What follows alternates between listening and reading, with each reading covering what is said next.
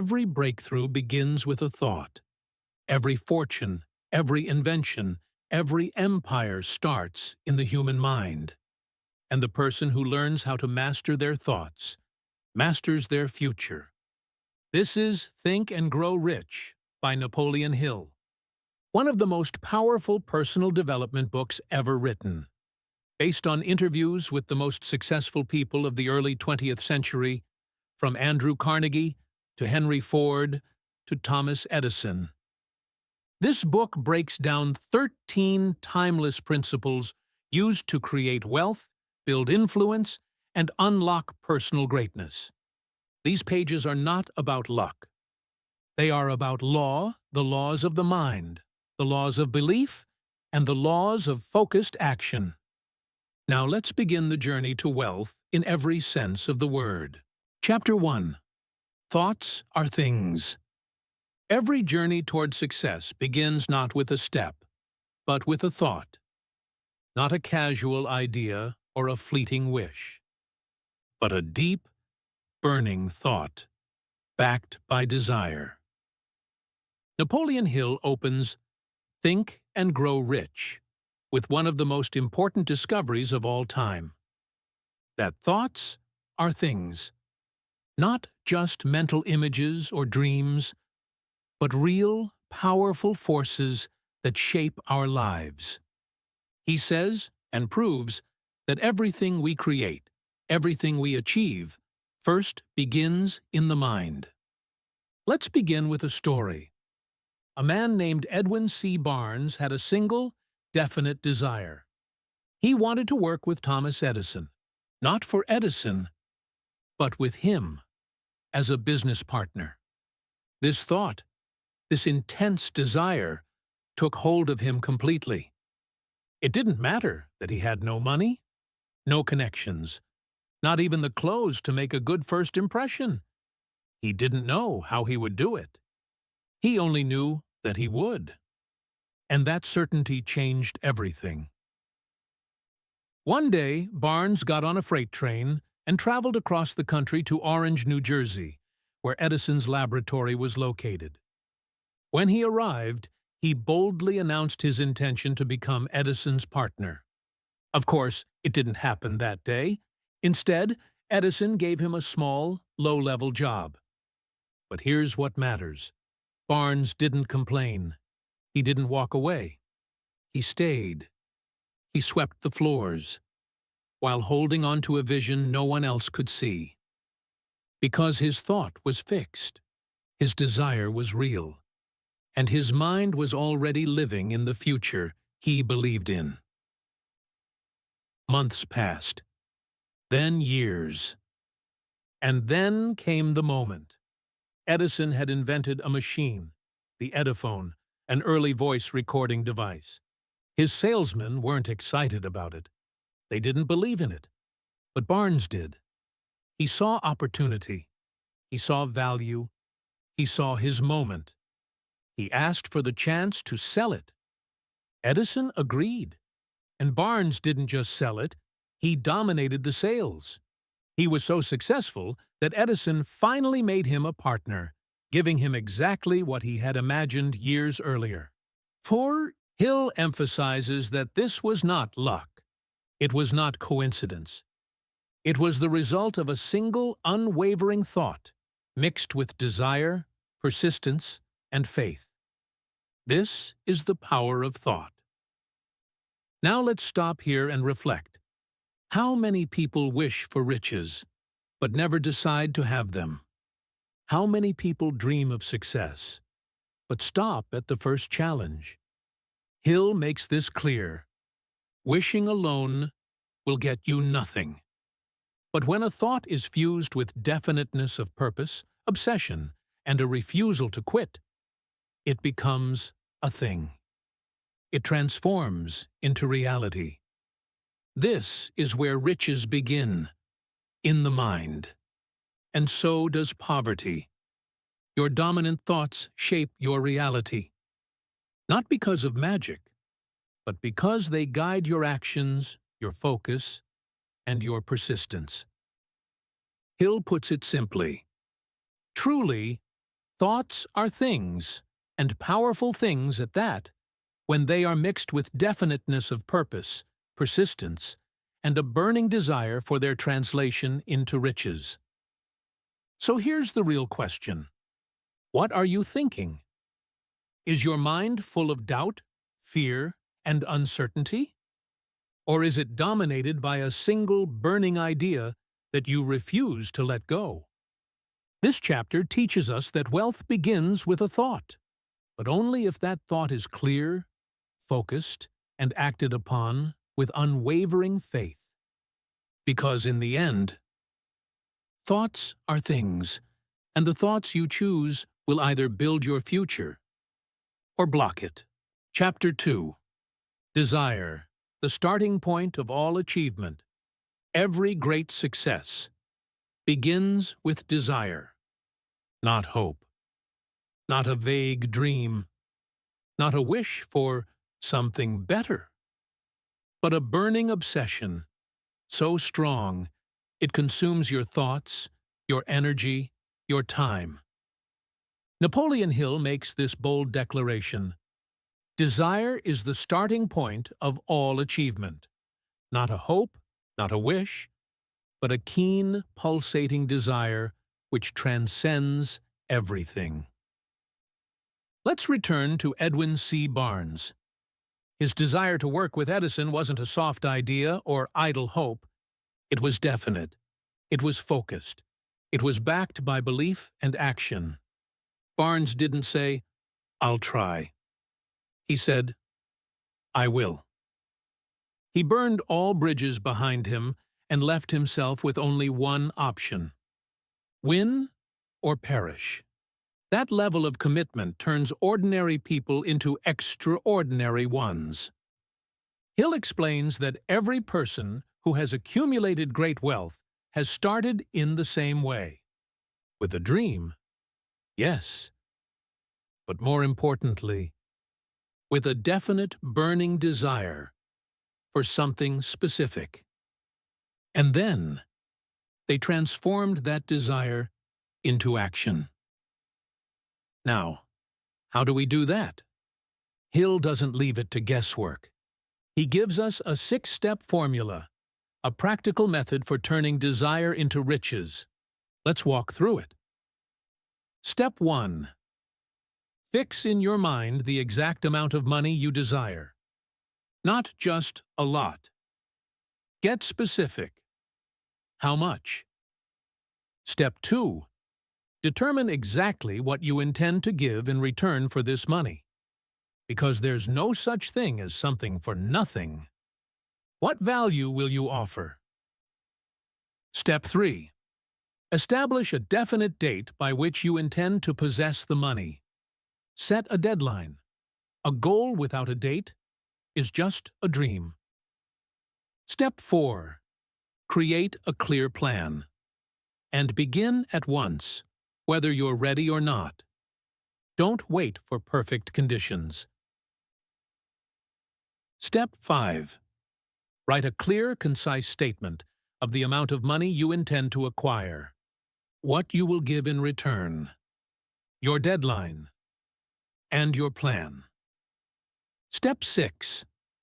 Read your statement aloud, twice a day, once in the morning and once before bed. As you read it, see and feel yourself already in possession of the money. This last part is crucial. You must mix emotion, belief, and mental visualization into your routine. Because the subconscious mind responds to emotion, not logic. See, let's pause here. This formula may sound simple, but very few people actually follow it. Why? Because it requires clarity, discipline, and faith. You must truly believe that what you desire is already yours, even before it shows up in the physical world. And belief is not automatic. You build it, thought by thought, word by word, through repetition and action. Here's a powerful story from the chapter. Hill shares the story of a young man whose son was born without ears. and was told he would never hear or speak. But the father, Hill himself, refused to accept that. He desired, with complete certainty, that his son would hear. He planted that belief in the boy's mind every single day. And in time, through technology, persistence, and faith, that belief became reality. The boy did hear, and he did speak. Desire became fact. So what's the lesson? Desire, when backed by faith, clarity, and persistent action, becomes unstoppable. You don't need to know how it will happen right now. You just need to know what you want and decide that you will have it. Everything else begins from there. Let's repeat Hill's challenge to you. Every failure brings with it the seed of an equivalent success. But only those with desire, real desire, will find that seed and make it grow. So ask yourself now, what do I want? What am I willing to give to get it? And am I willing to believe in it before anyone else does? Because once desire is locked into your mind and your actions, nothing can stop it. Chapter 3. Faith, Visualization and Belief in the Attainment of Desire. If desire is the seed of success, then faith is the soil in which that seed must grow. In this chapter, Napoleon Hill reveals a truth that many overlook. Whatever you believe, deeply, emotionally, without doubt, becomes your reality. You can desire something with all your heart, but unless you believe it's possible, your subconscious will reject it. Faith is the bridge between thought and action, between dream and reality. And it's not something you're born with. It can be built. It can be developed. And Hill shows you exactly how. The foundation of faith. Hill makes it clear, faith is a state of mind. It's not tied to religion here. It's a mental attitude, an emotional belief that what you want is already yours. When faith is combined with desire, the subconscious mind accepts it as fact and begins to act on it. Your brain becomes magnetized. Your words, decisions, and actions start aligning. Opportunities begin to appear because your mind is focused and your belief is strong. How faith is created. Repetition. Hill gives us one of the most powerful tools in the entire book. Autosuggestion. By repeating thoughts, especially emotionally charged, intentional thoughts, you plant them in your subconscious. You don't have to believe it at first. Just keep saying it, every day, morning and night. Read your statement of desire aloud, the one you created in Chapter 2. Feel it. Visualize it. Speak as though it's already true. And with enough repetition, it will feel true. That's how faith is built. Not all at once, but thought by thought. Faith and the subconscious mind. Hill explains that your subconscious accepts anything you tell it, especially when those thoughts are charged with emotion. If you feed your mind fear, doubt, and failure, that's what it will manifest. But if you feed it hope, belief, courage, and abundance, that's what you'll start attracting. This is not just theory. Every person who has ever achieved greatness has first believed they could, often before anyone else did. Faith makes action possible. Think of faith as the fuel that turns thoughts into motion. Without it, desire stays locked in your head. With it, you begin to act, decisively, consistently, boldly. Faith is what makes people move forward when there's no proof they'll succeed. It's what allows you to stay committed, even when nothing around you has changed yet. And that's when miracles happen, not outside of you, but inside your mind. Warning: faith works both ways. Hill doesn't sugarcoat this part. Faith will work in your favor, or against it. If you constantly say, "I'm not good enough," "I'll never be rich," "Nothing ever works for me," guess what? Your subconscious will take those thoughts and make them real. This is why monitoring your thoughts is so critical. Because whether you're programming your mind with success or programming it with failure, either way, it's being programmed. The big takeaway: faith is not about pretending. It's about choosing to believe in your vision before anyone else can see it. It's about acting like the person you want to become, until you become them. It's about feeding your subconscious mind the exact thoughts you want it to build into your reality. And it's about knowing, deep down, that the future you desire is already yours, if you're willing to believe it. Chapter 4. Autosuggestion, the medium for influencing the subconscious mind. By now, you understand the power of desire. You understand the importance of faith. But how do you install that desire, that belief, into your mind so deeply, so unshakably, that it becomes part of who you are? Napoleon Hill gives us the answer in this chapter. Autosuggestion, a quiet, subtle force, but one that controls everything. What is autosuggestion? Autosuggestion is self-suggestion. It is the process of feeding thoughts directly into your subconscious mind. The subconscious doesn't think. It doesn't judge. It simply accepts what you repeatedly tell it. And then, it works to make those thoughts real. Whether those thoughts are positive or negative, empowering or limiting, the subconscious treats them the same. This is why autosuggestion is powerful and dangerous, depending on how you use it. Using autosuggestion to fuel desire.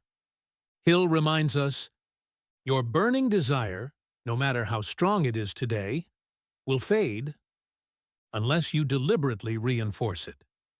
That's where autosuggestion comes in. It's how you feed your desire. It's how you build your faith. It's how you reprogram your mind to move in the direction of success. Here's how it works. Every morning, every night, you read your written statement of desire aloud. Remember the one from Chapter 2? The exact amount of money you want. What you'll give in return. The date. The plan. As you read it, you don't just say the words. You see the outcome. You feel the success. You imagine that it's already yours. This part is crucial. Because emotion, not logic, is the language of the subconscious. Repetition plus emotion. Belief. Your subconscious doesn't respond to empty words. It responds to words charged with belief and emotion. So if you want your mind to accept a new idea, you have to repeat it, feel it, and expect it, over and over again. This is how thoughts turn into faith. This is how desire becomes belief. And this is how belief leads to action and results. The tool that never stops working. Here's the secret. Autosuggestion is always happening, whether you use it intentionally or not. Every time you say, "I can't do this," "I'm not good with money," "Nothing ever works out for me," you are using autosuggestion. against yourself. You're feeding your subconscious thoughts of limitation, and your mind will make them true. But when you reverse that pattern, when you speak power, wealth, and confidence into your life every day, everything begins to change. Your mind believes what you tell it. Hill puts it clearly. You may convince the subconscious mind that you believe you will receive what you ask for, and it will act upon that belief. This is the true power of autosuggestion. It makes the invisible visible. It makes the imagined real. By feeding your mind the right thoughts long enough, they become beliefs, and beliefs shape behavior, and behavior creates results. The challenge. Hill ends this chapter with a challenge. You must practice autosuggestion every day. You must read your written statement aloud, twice a day without fail. You must feel the emotion, visualize the result, and believe it's already on its way. This isn't wishful thinking. This is mental programming. And just like you wouldn't build muscle with one push-up, you can't build belief with one repetition. Autosuggestion is a daily habit and a lifelong tool. Sati. Chapter 5. Specialized Knowledge. Personal Experiences or Observations. In this chapter, Napoleon Hill separates wishful thinkers from wealth creators. Because the truth is, knowledge alone is not power. Let's say that again. Knowledge is only potential power. It becomes power only when, and if, it is organized into definite plans of action and directed to a definite end. In short, it's not what you know, it's what you do with what you know. General versus specialized knowledge. Hill draws a sharp line between general knowledge and specialized knowledge. General knowledge is broad, it's academic. It includes things like history, math, science, and it fills most classrooms. But specialized knowledge is practical. It's focused, and it's useful for solving problems or building wealth. You don't need a university degree to be rich. You need information that is specific, useful, and actionable. And you must be willing to find, organize, and use that knowledge in service of a definite purpose. You don't need to know everything. Here's the good news. You don't need to know it all. You just need to know where to get the knowledge you need and how to organize it to serve your goals. Hill explains that successful people often surround themselves with people who know what they don't. That's why building a team, forming a mastermind group, or hiring specialists is not a weakness. It's smart business. Thomas Edison, for example, didn't personally understand all the science behind his inventions. But he organized knowledge. He surrounded himself with people who had what he needed, and he led them with a clear vision. That's leadership, and it's a key to success. Where to find specialized knowledge? Hill offers several sources of specialized knowledge: personal experience, observation, apprenticeship or mentorship, libraries and books, online courses and training, experts and professionals, schools, but only when they provide practical learning. The point is, we live in a world overflowing with information. You have access to more knowledge today than the richest people on Earth did 100 years ago. So the challenge isn't access, it's application. What are you doing with what you know? Are you learning aimlessly, or are you seeking knowledge that helps you move closer to your definite goal? Knowledge is not enough. Hill is clear. You can have all the knowledge in the world. But if you don't have a definite desire, a clear plan, and a strong belief, your knowledge will lie dormant. This is why action beats information. In fact, Hill even says, "An educated man is not the one who has an abundance of general or specialized knowledge. An educated man is one who has so developed the faculties of his mind that he may acquire anything he wants, without violating the rights of others." That's real education. That's real power. The takeaway. Here's what Chapter 5 teaches us. You don't need to know everything. You do need to know what's relevant to your goal. And you must be willing to find, organize, and apply that knowledge consistently. Because success isn't about how much you know. It's about what you do with what you know, and how focused you are in using it. Chapter 6. Imagination. The workshop of the mind. Every invention, every fortune, every empire, first existed in one place, the imagination of a person who dared to believe it could be real. In this chapter, Napoleon Hill introduces imagination as more than just a creative escape. He calls it the workshop of the mind, the place where desire is shaped into action, into plans, into success.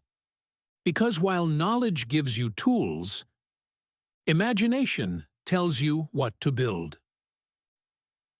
Two types of imagination. Hill identifies two types of imagination. 1. Synthetic imagination. This is the most commonly used form. It takes old ideas, existing knowledge, and known concepts, and rearranges them into new combinations. This is what happens when entrepreneurs take what already exists and improve it. Think of Airbnb, Uber, the iPhone. They didn't invent new industries. They imagined new ways of using what was already there. Synthetic imagination doesn't require you to be an inventor, just a visionary, able to combine ideas in new ways. Second, creative imagination. This is something deeper. It's the channel through which entirely new ideas, insights, or flashes of inspiration come into the mind. It's what artists, inventors, and true innovators tap into.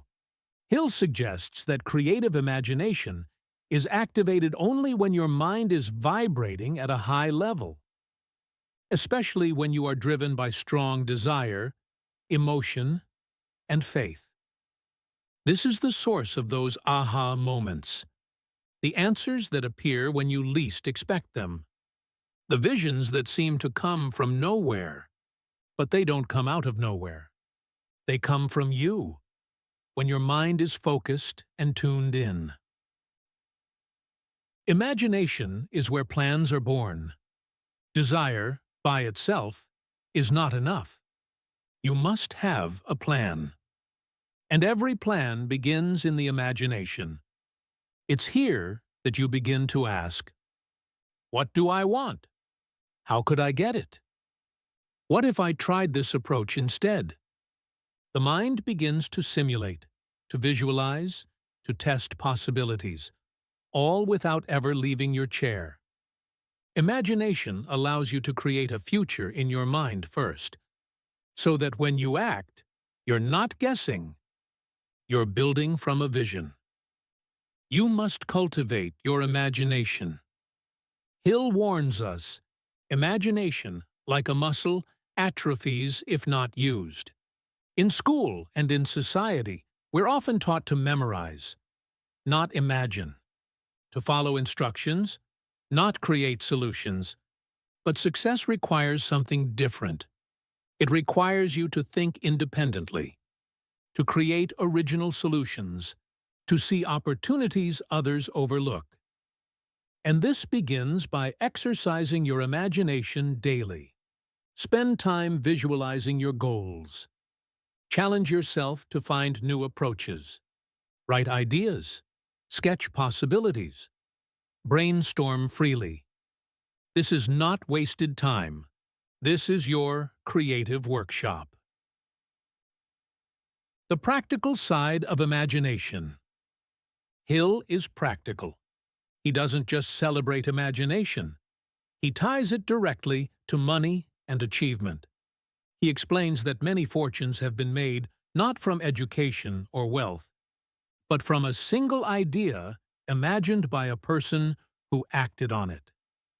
Think of Henry Ford, who imagined a car affordable for the masses. Or Thomas Edison, who imagined a world lit by electricity. Or Andrew Carnegie, who imagined an empire of steel. These weren't lucky men. They were imaginative men, with a definite purpose and relentless action. The big takeaway. Here's what Hill wants us to understand. Imagination is the engine of transformation. If you can see it in your mind, if you can feel it in your heart, and if you are willing to act on it, you can bring it into the world. Desire is the starting point. Imagination is the tool that turns that desire into a plan.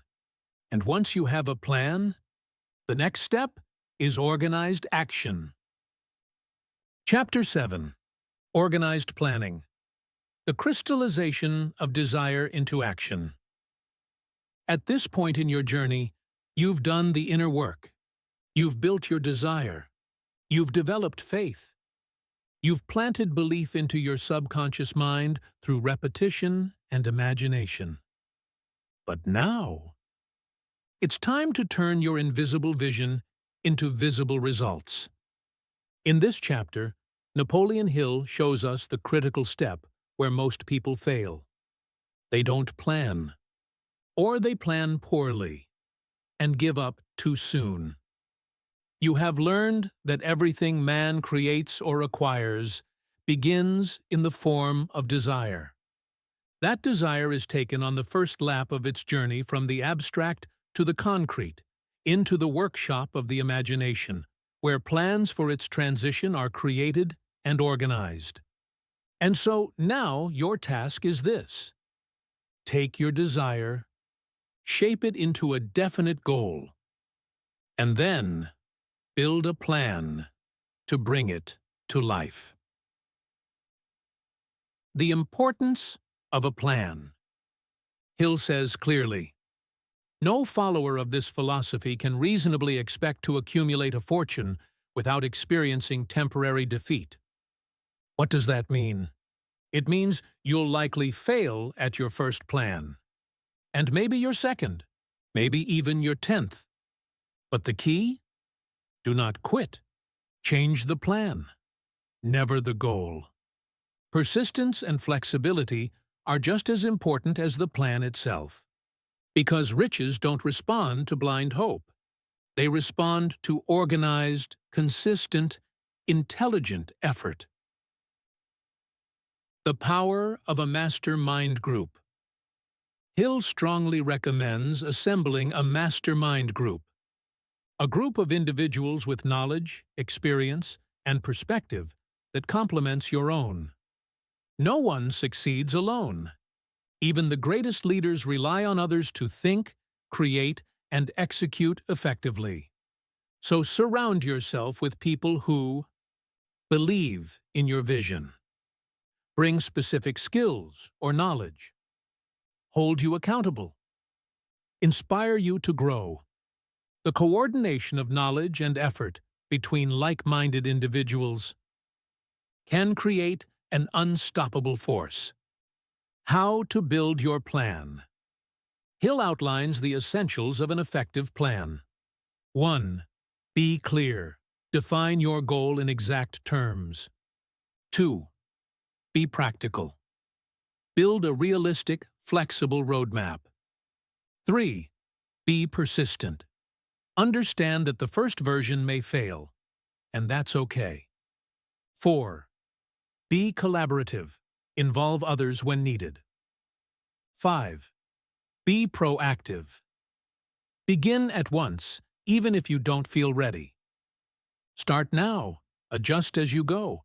Do not wait for perfection, because action beats inaction every time. Temporary defeat is not failure. Here's something Hill emphasizes. Temporary defeat should mean only one thing: the certain knowledge that there is something wrong with your plan. Let that sink in. Failure isn't personal, it's just feedback. It's the world telling you, try again, but do it better. Every successful person you admire has failed, many times. What made them different? They kept going. The attributes of leadership. Because organized planning often leads to leadership, Hill lists 11 major attributes of effective leaders. Some of the most important include unwavering courage, self-control, definiteness of decision, definiteness of plans, a pleasing personality, sympathy and understanding, a willingness to assume full responsibility. Leadership isn't about being the loudest. It's about taking initiative, inspiring confidence, and doing what others avoid. Whether you lead one person or 1 million, these traits matter. The takeaway. Your desire means nothing without a plan. Your faith means nothing without action. And your imagination is useless without direction. Planning is how you connect your inner world with the outer world. It's how dreams grow legs and begin to walk. So ask yourself, do I have a plan?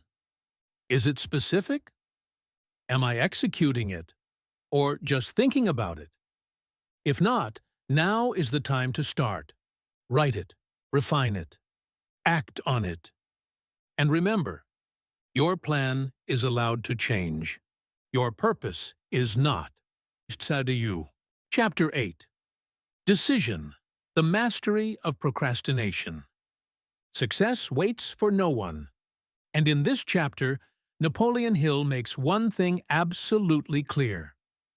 Successful people have the habit of making decisions promptly, and of changing them slowly, if and when they are changed at all. In contrast, unsuccessful people make decisions slowly, and change them often, and without reason. And in that simple habit lies the difference between achievement and regret. Decision is power. Hill interviewed over 25,000 people who had failed, and he found one common trait: indecision. They talked, they dreamed, they wished, but they did not decide, or they waited too long to act. Procrastination is not laziness. It's a habit, and a deadly one. Because every moment you delay a decision, you lose momentum, you lose energy, you allow doubt to creep in. The most decisive men in history. Hill points to the story of the American Declaration of Independence.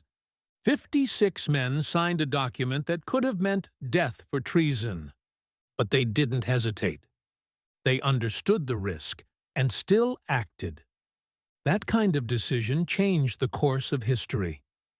And in your life, decisive moments, though quieter, have the same power. They shape your direction. They shape your identity.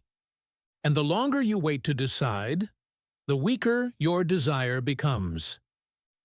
Protect your decisions from outside opinions. One of Hill's strongest warnings in this chapter is this: if you are influenced by the opinions of others, you will have no desire of your own. Let that sink in. You must be the one guiding your vision, not the people around you. Friends, family, co-workers, even well-meaning ones. They often project their own fears, not your future. So Hill urges you, Make decisions based on your own goals, your own facts, and your own burning desire, because no one else can live your dream. How to build decisiveness. If you struggle with indecision, don't worry. It's a habit, and habits can be changed. Hill suggests 1. Start small. Make a dozen small decisions each day, quickly and firmly. 2. Practice clarity. Know what you want. The clearer your goal, the easier your decisions become. 3. Accept uncertainty. You don't need all the answers. Most decisions are reversible. 4. Take responsibility. Own your choices and learn from them. Blame no one. And above all, act. Because waiting for perfect timing is just procrastination in disguise. Opportunity doesn't wait. Opportunity is like a door that opens briefly. If you hesitate, it closes. This is why most people miss their moment. They think too long. They ask too many people. They fear the unknown. But successful people? They trust themselves. They decide, and they move forward, even if they're afraid. Because progress rewards action, not analysis. Free, the takeaway. Every decision you avoid, every time you delay, you give your power away. Hill makes it simple. The world has the habit of making room for the man whose words and actions show that he knows where he is going. So ask yourself now, what decision have you been avoiding? What choice could you make today that would move you closer to your dream? What risk is worth taking? Because the regret of not taking it is worse. Because the difference between where you are and where you want to be might just be one decision. Chapter 9. Persistence, the sustained effort necessary to induce faith. The road to success is long. It's not a sprint. It's a climb. And most people quit, not because they lack talent or opportunity, but because they lack one essential trait, persistence. In this chapter, Napoleon Hill tells us the truth. Persistence is to the character of man as carbon is to steel. It gives strength, it gives shape, and it separates the ones who wish from the ones who win. Persistence is a state of mind. Persistence is not about luck. It's not even about natural strength. It is a mental habit, forged by purpose, backed by desire, and driven by faith. When you want something badly enough, you will persist. But when your desire is weak, so is your persistence. That's why Hill reminds us, weak desires bring weak results, just as a small amount of fire makes a small amount of heat. To stay persistent, you must feed the flames daily. Your desire must burn hot, or it will burn out. Why most people quit? Let's be honest. Most people stop the moment things get uncomfortable. They quit when the plan fails, the feedback stings, the results are slow, the critics speak, or the fear returns. But Hill says, every failure brings with it the seed of an equivalent success. So if you stop, you miss the seed. You abandon the lesson. You give up the very moment life is trying to strengthen you. Persistence means pushing forward when you don't feel like it, because your vision matters more than your mood. Failure is a test of persistence. In fact, Hill reveals something shocking. Many of the wealthiest people he interviewed had failed, sometimes dozens of times, before they succeeded. They weren't superhuman. They were just relentless. They learned. They adjusted. They kept going. That's it. How to develop persistence.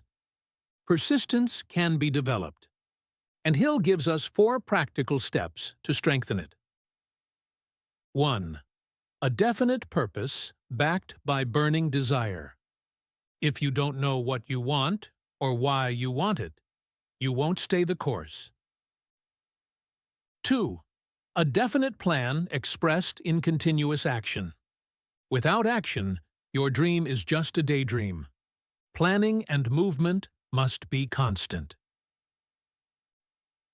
3. A mind closed to all negative and discouraging influences. Block out the noise. Reject the doubts of others, and especially the ones in your own mind. 4th, a friendly alliance with 1 or more persons. Find people who lift you, who believe in your vision, and who hold you accountable. Because success is rarely a solo act. The enemies of persistence. Hill also warns us about the subtle enemies that kill persistence quietly. Indecision, doubt, excuses, procrastination, fear of criticism, lack of focus. These don't scream. They whisper.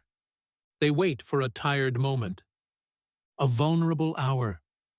And that's when they strike. That's why persistence must be intentional. Daily. Defended. Staying the course. Persistence is what keeps your faith alive when evidence is still invisible. It's the trait that turns average people into unstoppable forces. And here's what Hill wants you to remember. If you keep showing up, if you refuse to quit, if you adjust, but never abandon, you will win. Because while talent is rare, persistence is a choice, and that choice belongs to you. Chapter 10. The Power of the Master Mind, the Driving Force. Success is never a solo act. Behind every great fortune, every powerful leader, every world-changing idea, there is a network of minds working together. In this chapter, Napoleon Hill introduces one of the most powerful principles in the entire book, the master mind. And it's more than teamwork, more than collaboration. It's a spiritual, mental, and psychological force that unlocks a greater intelligence than any one person can access alone. What is a mastermind? Hill defines a mastermind as the coordination of knowledge and effort between 2 or more people who work toward a definite purpose in a spirit of harmony. It's not just a group of friends.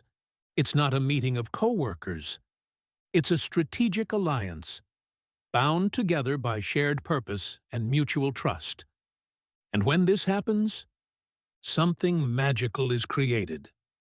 Hill says it produces a third mind, an unseen force, an energy, an intelligence that didn't exist before. Together, you become more than the sum of your parts. The invisible power of multiple minds. When you combine thoughts, energy, and focus with others, your creativity expands, your confidence strengthens, your ideas multiply, you begin to receive insights you never would have had alone. This is not just theory. Every great empire, business, political, financial, was built with this principle. Henry Ford had his team of engineers and visionaries. Andrew Carnegie had his alliance of advisors. Thomas Edison had a lab full of creative thinkers. Their success didn't come from isolation. It came from connection. All harmony is the key.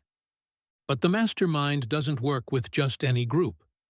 The critical element is harmony. There must be trust. There must be mutual respect. There must be alignment.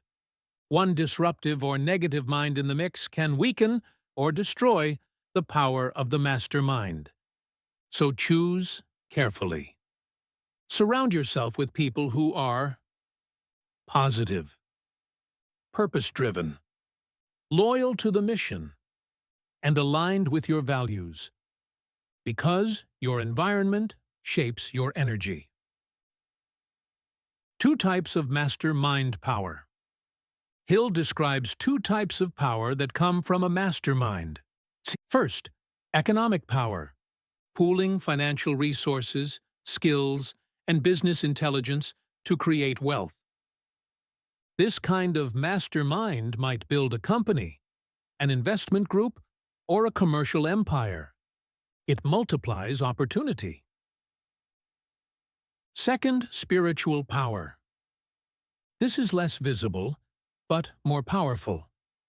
It's the emotional and mental strength that comes from being around people who elevate you. This power fuels belief, courage, persistence, and peace of mind. And it's available to anyone, rich or poor, who chooses to build meaningful relationships. The takeaway. Here's what Hill wants you to know. No individual may have great power without availing himself of the mastermind. So ask yourself, who do I spend time with? Are they aligned with my goals? Are they helping me grow or keeping me stuck? Am I bringing value back to them? And most of all, am I building the right alliances for the future I want? Because your dream may be personal, but it will never be accomplished alone. Chapter 11. The Mystery of Sex Transmutation. Turning energy into power.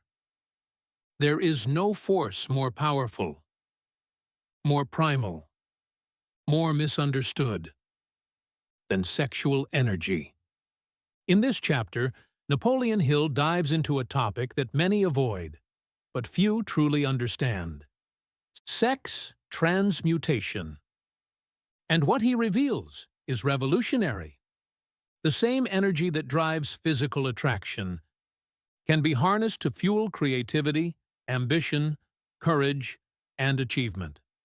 When directed properly, it becomes pure power. What is sex transmutation? Hill defines sex transmutation as the switching of the mind from thoughts of physical expression to thoughts of some other nature, typically one of creative, financial, or spiritual value. Put simply, it means taking sexual energy, that deep, emotional, passionate force, and redirecting it into your goals. Instead of being drained by desire, you become driven by it. You don't repress the energy. You refocus it. Why this energy is so powerful? Sexual energy is the most intense emotion we experience.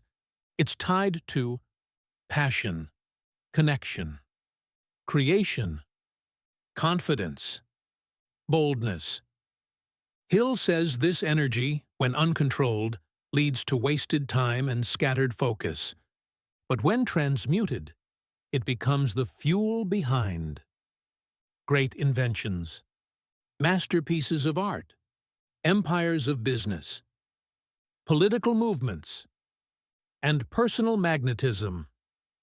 History's greatest achievers, from Napoleon to Edison, from Ford to Gandhi, all found ways to channel this energy into their work. The link between sex, genius, and greatness. Hill's research revealed that men and women reach their peak of achievement between ages 40 and 50. Why?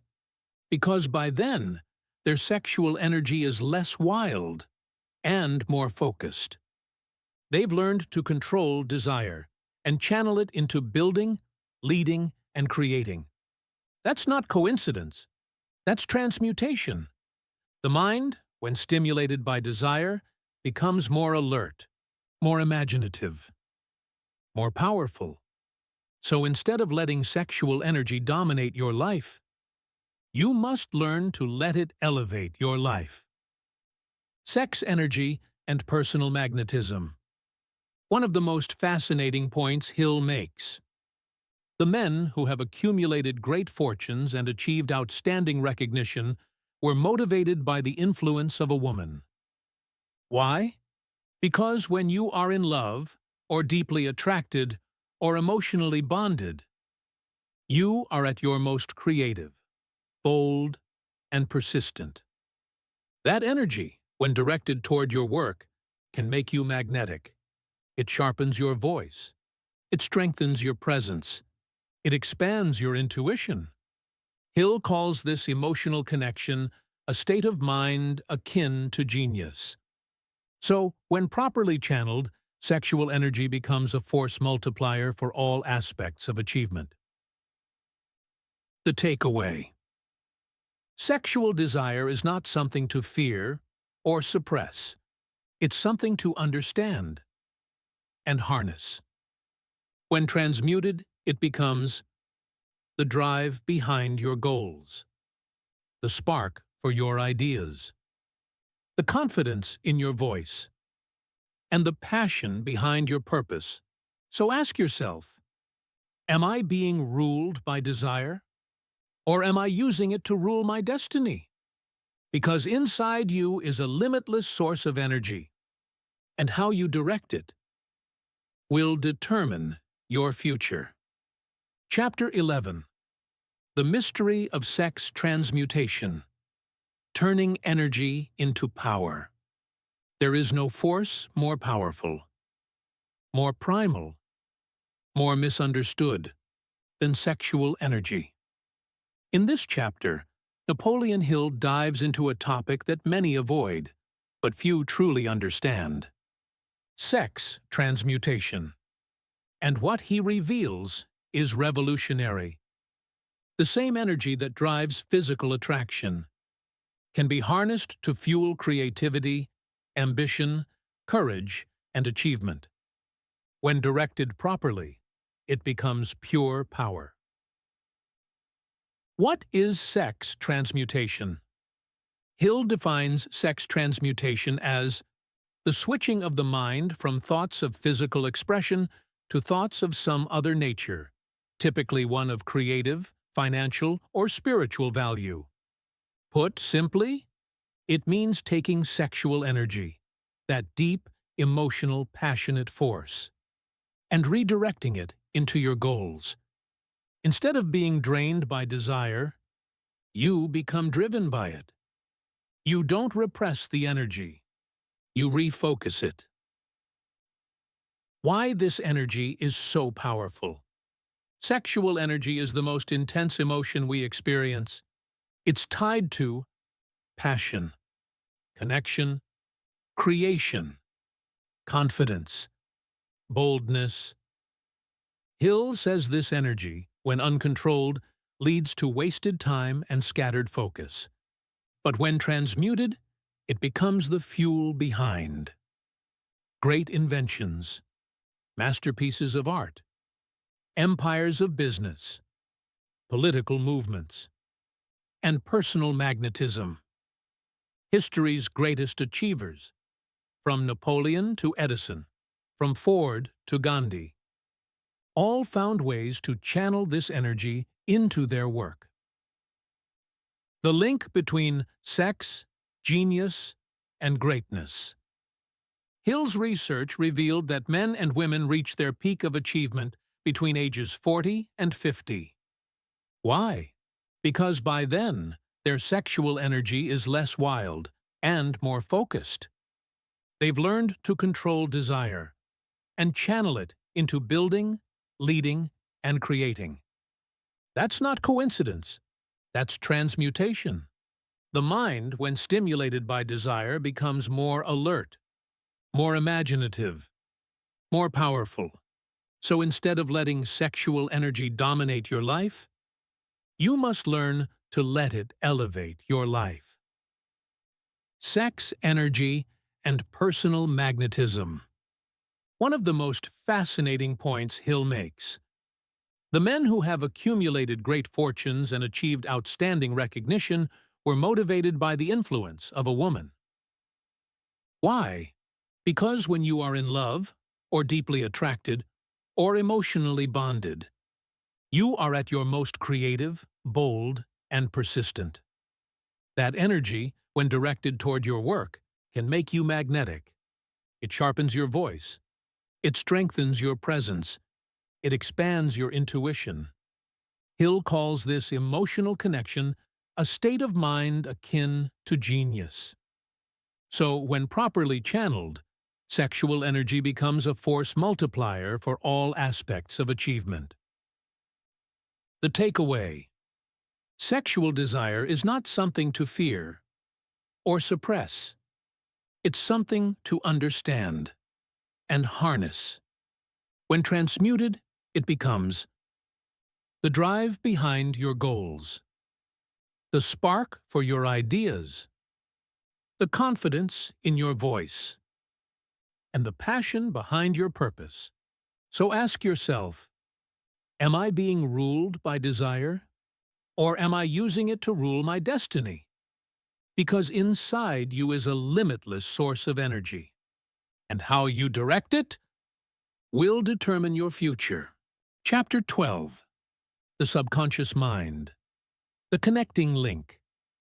There's a part of your mind that never sleeps. It doesn't judge. It doesn't question.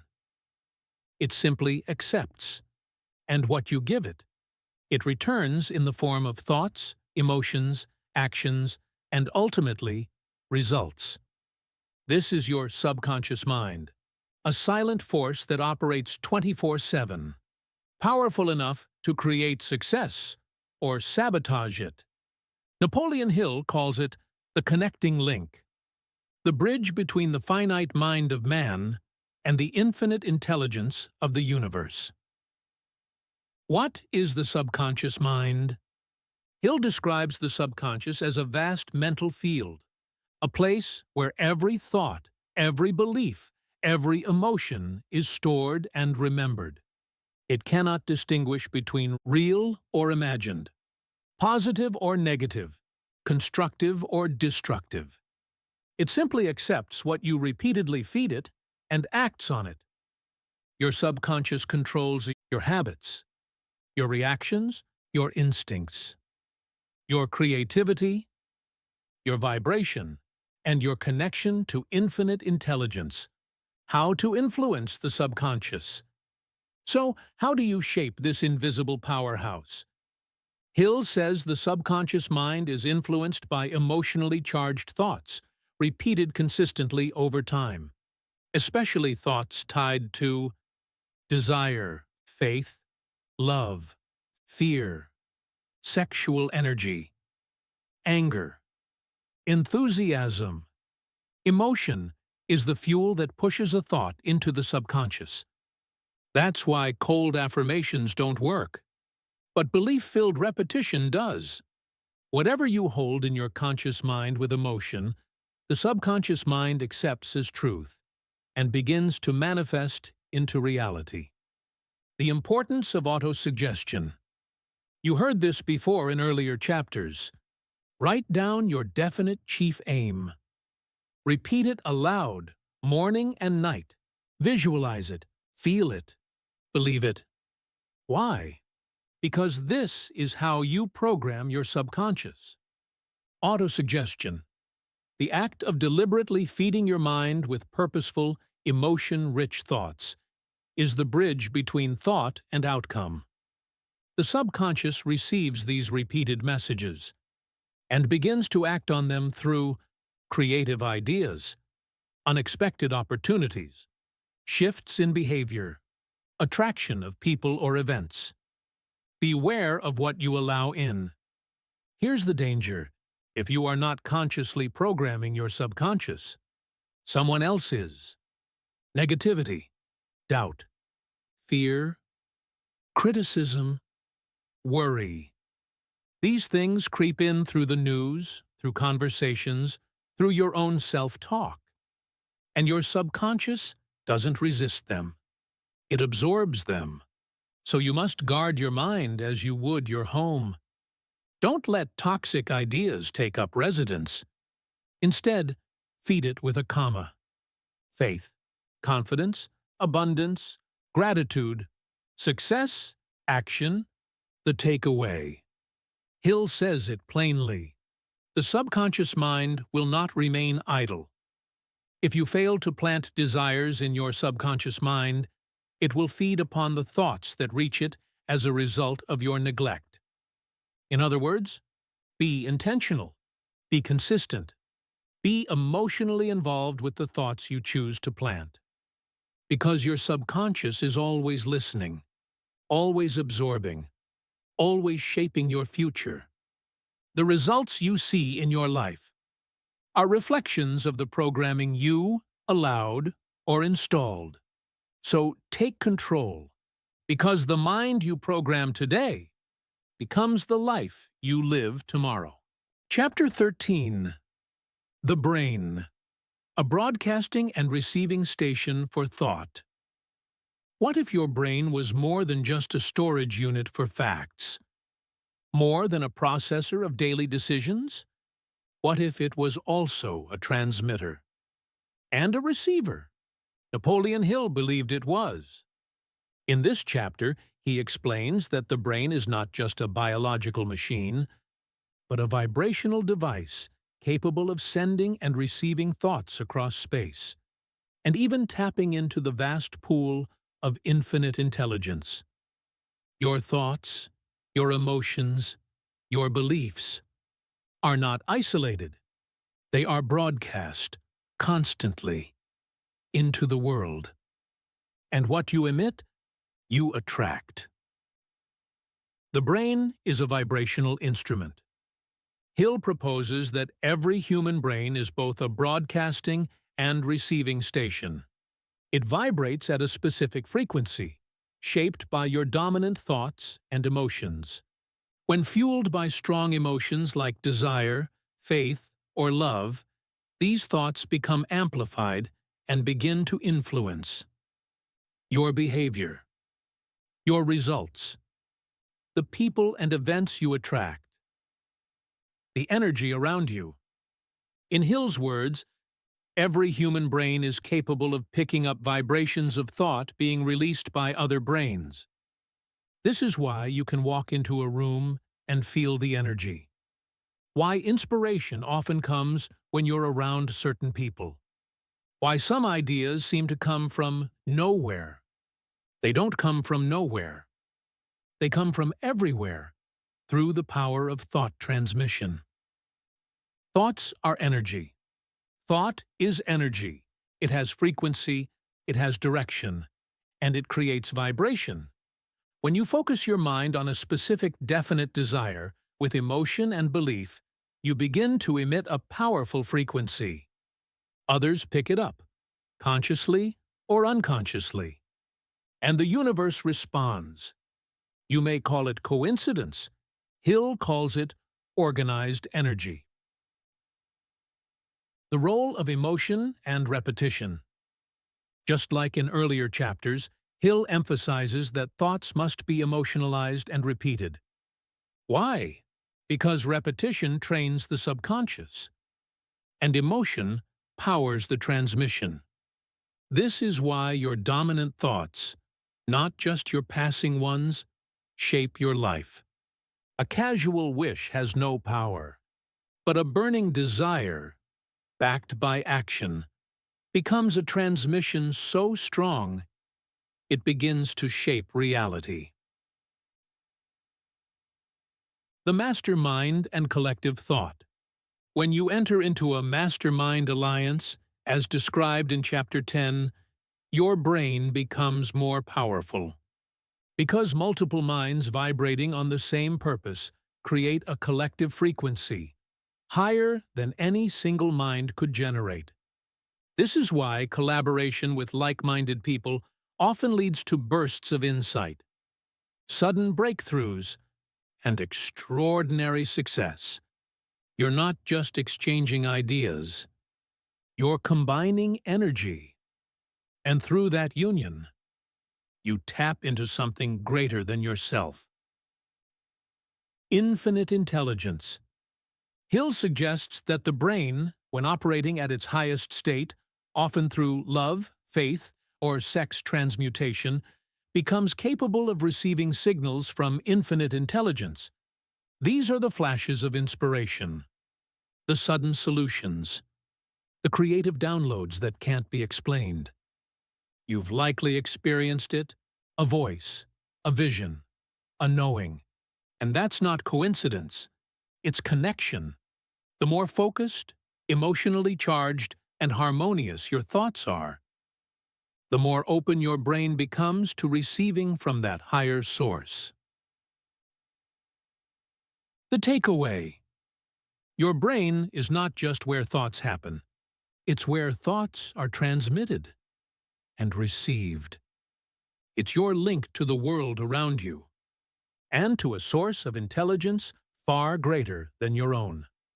So ask yourself, what am I broadcasting today?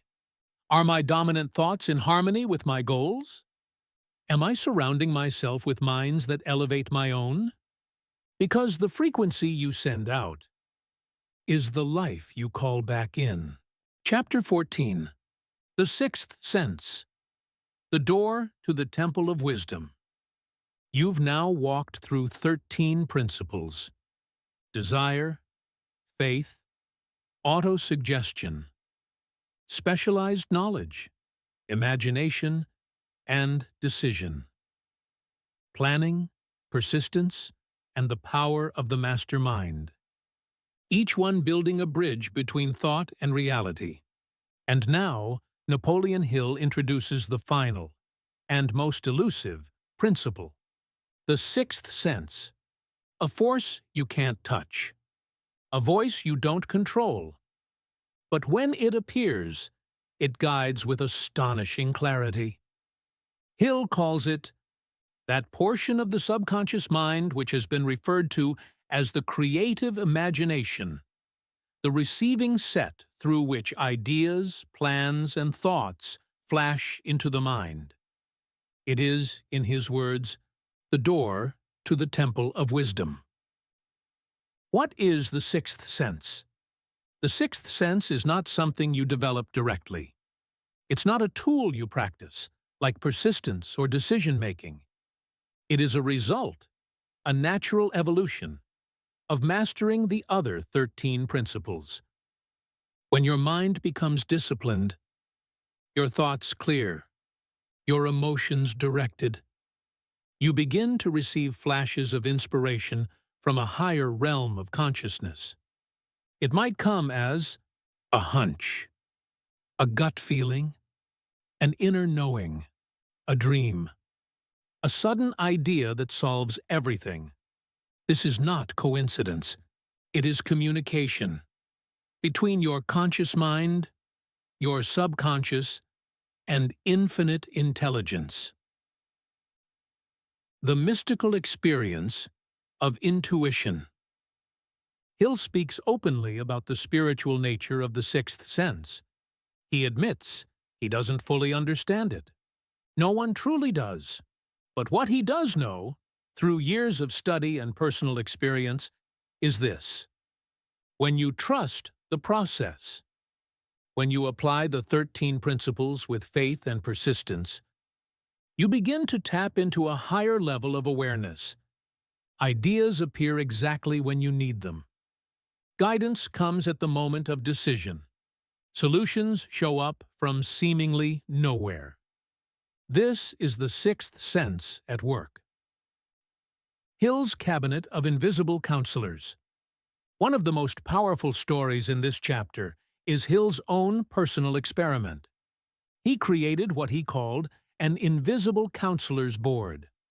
Every night, before sleep, he would close his eyes and imagine sitting at a table with some of the greatest minds in history: Abraham Lincoln, Thomas Edison, Napoleon Bonaparte, Henry Ford, and others.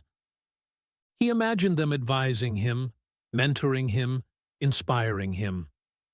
At first, it was just imagination, but over time, something strange happened. Hill began to receive unexpected insights, ideas, even conversations from these counselors. He admits this was beyond logic, but the results were real. Being ready to receive. The sixth sense doesn't appear to the lazy, or the doubtful, or the emotionally undisciplined. It reveals itself only when the mind is prepared, and that preparation comes through faith, desire, repetition, focus, persistence, and emotional harmony. When you master these, you open the gateway to higher wisdom. The takeaway. Here's Hill's final challenge. The sixth sense is that portion of the subconscious mind which has been referred to as the creative imagination. It is the receiving set through which ideas, plans, and thoughts flash into the mind. You can't control it, but you can invite it. And once it arrives, your entire perception changes. You move with more confidence. You act with more certainty. You trust the unseen, because you've felt its power. This is more than success. This is alignment with the infinite. So keep practicing. Keep believing. Keep refining your mind. Because the sixth sense is not a myth. It's a moment of awakening, waiting for your preparation to meet its arrival. Chapter 15.